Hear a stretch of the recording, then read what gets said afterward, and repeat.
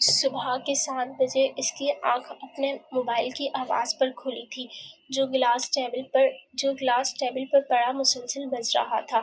اٹھ کر بیٹھتے ہوئے اس نے ایک طاہرانہ نگاہ کمرے میں دوڑائی۔ فارس ابھی تک سو رہا تھا، غالباً آج اس کا آف تھا۔ اس نے نیم آنکھوں سے اسکرین پر جگمگ کرتے نمبر کو دیکھا، پھر کال ریسیو کر لی۔ السلام علیکم جنت، کیسی ہو؟ وعلیکم السلام خالہ۔ الجھے بکھرے بالوں کو سمیٹ کر وہ اٹھ بیٹھی، آواز نیند سے بھاری تھی۔ میں ٹھیک ہوں، آپ کیسی ہیں؟ صوفے کی پشت سے کمر ٹکا کر اس نے انگڑائی لی۔ تمہاری آواز کو کیا ہوا ہے؟ طبیعت ٹھیک ہے تمہاری؟ طبیعت کو کچھ نہیں ہوا، ابھی سو کر اٹھی ہوں۔ میں ایسی ہی پریشان ہو گئی۔ سائرہ خالہ کو تسلی سی ہوئی۔ گھر میں سب ٹھیک ہے نا؟ فارس کیسا ہے؟ اچھا ہے، کن آنکھوں سے فارس کو دیکھتے ہوئے اس نے کہا۔ خیریت ہے خالہ، اتنی صبح کال کی آپ نے؟ فارس نے تکیہ اپنے منہ پر رکھ لیا۔ وہ اٹھ کر بالکنی میں آ گئی۔ اگلے ہفتے سدرا کی شادی ہے جنت، کیا تم بھول گئی؟ انہوں نے یاد دلایا۔ جنت منجمد ہوئی۔ خشک لبوں کو تر کرتے ہوئے اس نے حلق میں ابھرتی گلٹی کو بمشکل نیچے اتارا۔ میرا خیال تھا تم 1-2 ہفتے پہلے ہی آ جاؤ گی، مگر یہاں تو مجھے ہی تمہیں یاد دلانا پڑ رہا ہے۔ مجھے یاد تھا خالہ۔ داہنا ہاتھ ریلنگ پر ٹھہر گیا۔ اس کے وہم و گمان میں بھی نہیں تھا خالہ اسے سدرا کی شادی پر انوائٹ کریں گی، اور صرف انوائٹ ہی نہیں کریں گی بلکہ یہ امید بھی رکھیں گی کہ وہ شرکت بھی کرے گی۔ تو پھر کب آ رہی ہو تم؟ جواباً وہ کچھ کہہ نہ سکی۔ سائرہ خالہ کے بہت احسان تھے اس پر، اور اب جب ان کی اکلوتی بیٹی کی شادی کا موقع تھا تو وہاں وہ سب بھی ہوں گے خالہ۔ اس کا رخ اب کلاس ڈور کی طرف تھا۔ وہ اندر نہیں دیکھ سکتی تھی، مگر اندر جو موجود تھا وہ اسے ہی دیکھ رہا تھا۔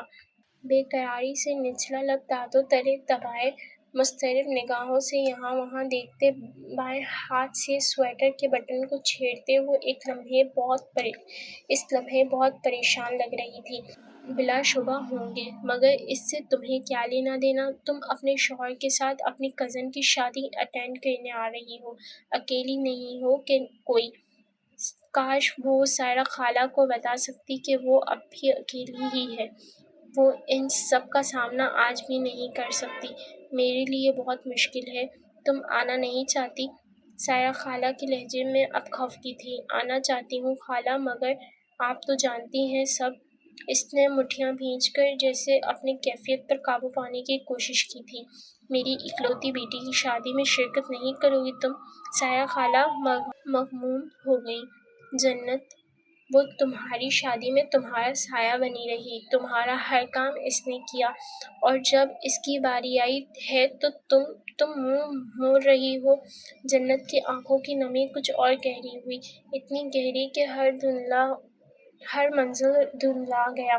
میں آؤں گی، میں فارس سے بات کر کے آپ کو بتاتی ہوں۔ اس نے بات سمیٹنے کی کوشش کی۔ ٹھیک ہے۔ چند لمحوں کی خاموشی کے بعد انہوں نے فون بند کر دیا۔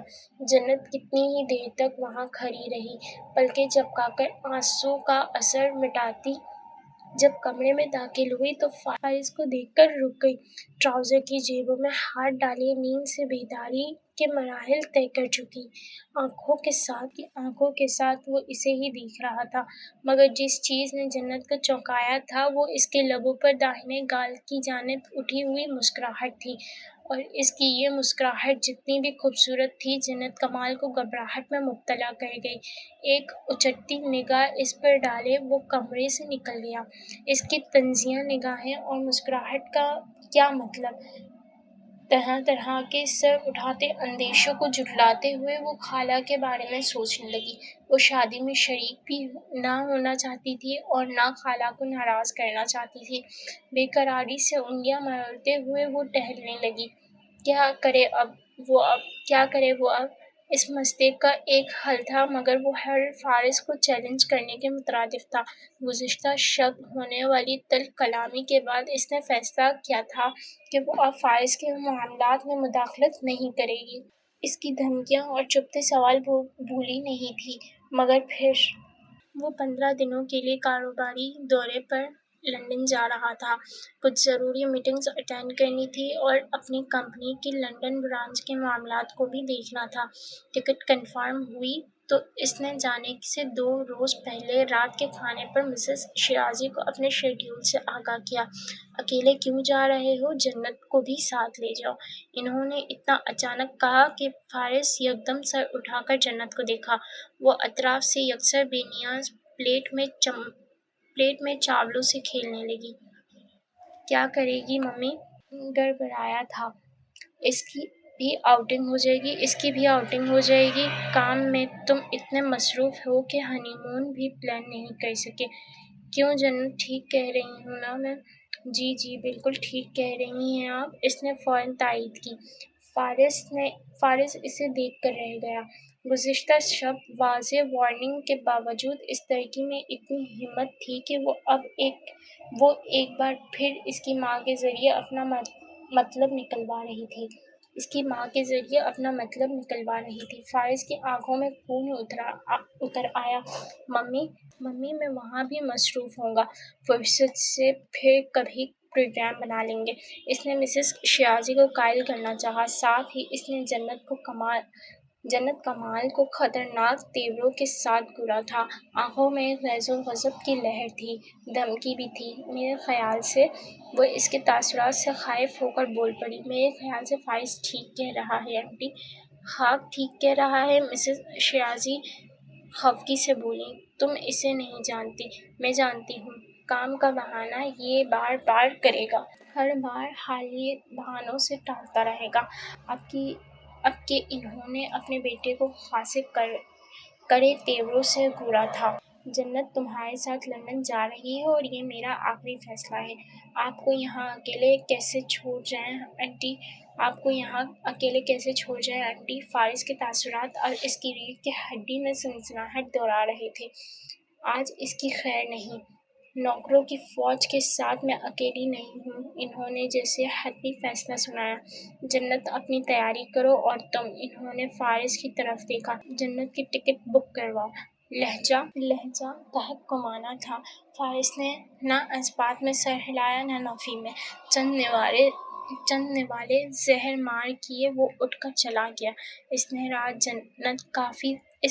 جنت کافی تاخیر سے کمرے میں آئی تھی، یہ سوچ کر کہ اب تک وہ سو چکا ہوگا، مگر وہ نہ صرف جاگ رہا تھا بلکہ آتش فشاں بنا اس کے انتظار میں ٹہل بھی رہا تھا۔ اب کہ وہ صحیح معنوں میں خائف ہوئی تھی۔ وہ میں نے نہیں کہا آنٹی سے خود ہی۔ جھوٹ مت بولو، فارس نے درشگی سے اس کی بات کاٹ دی۔ تمہارے اس اونچے ہتھ کنڈوں کو اچھی طرح سمجھتا ہوں میں، پچھلے 2 ماہ سے تم یہی تو کر رہی ہو۔ جنت چپ ہو گئی۔ میں نے تمہیں وارن کیا تھا، مجھ سے فاصلے پر رہو، وہ زہرکن لہجے میں بولا۔ وہ آخری وارننگ تھی جنت کمال، آخری وارننگ۔ حلق میں ابھرتی گردن کو نیچے اتارتے ہوئے جنت نے جیسے خود کو پیش آنے والی ہر سچویشن کے لیے تیار کر لیا۔ زیادہ سے زیادہ کیا کرے گا وہ؟ غصہ دکھائے گا، جھگڑا کرے گا، کمرے سے نکال دے گا۔ طلاق وہ دے نہیں سکتا، گھر سے وہ نکال بھی نہیں سکتا۔ اس کے بھاگتے دوڑتے ذہن کو اس لمحے جھٹکا لگا جب فارس نے اس کے سامنے اپنے مینیجر کو فون کر کے اپنی ٹکٹ کینسل کروانے کا کہا۔ دوسری طرف سے غالباً وجہ پوچھی گئی تھی، دلیلیں بھی دی گئی تھیں، کیونکہ جس کام کے لیے وہ لندن جا رہا تھا وہ کام بے حد اہم تھا۔ میری وائف کی کزن کی شادی ہے، ہمیں شادی اٹینڈ کرنی ہے۔ جنت کی آنکھوں میں دیکھتے ہوئے اس نے جیسے دھماکہ کیا۔ وہ اپنی جگہ ساکت کھڑی رہ گئی تھی۔ تو مس جنت، امید ہے تمہارے ساتھ تمہاری طرح کھیل کر مجھے مزہ آئے گا۔ وہ تلخی سے مسکرایا اور جنت کمال اگلے کئی لمحوں تک پلکیں تک جھپکا نہ سکی۔